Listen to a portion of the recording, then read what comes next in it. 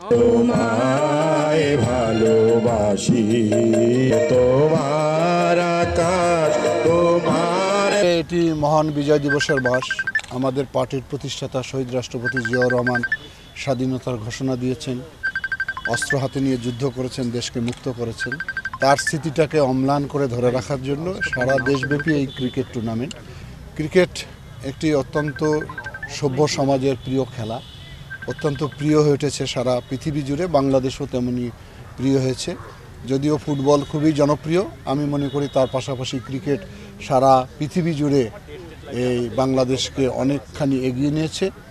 তো অতীতে ক্রিকেট নিয়েও অনেক রাজনীতি হয়েছে, প্লেয়ার দেখে নিয়ে রাজনীতি করা হয়েছে।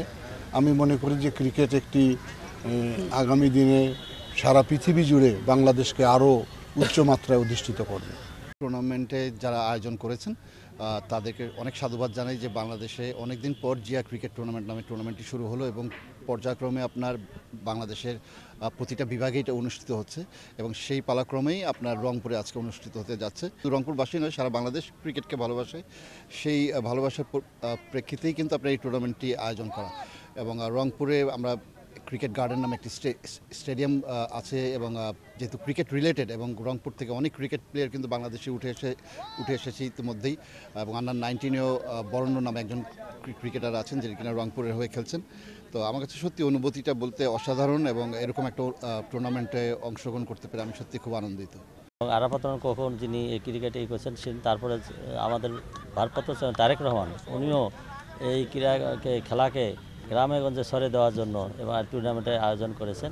শহীদ প্রেসিডেন্ট জিয়া রহমান স্মৃতিকে ধারণ করে আমরা যাতে এই ক্রীড়াকে সারা দেশের মধ্যে জনগণের মাঝে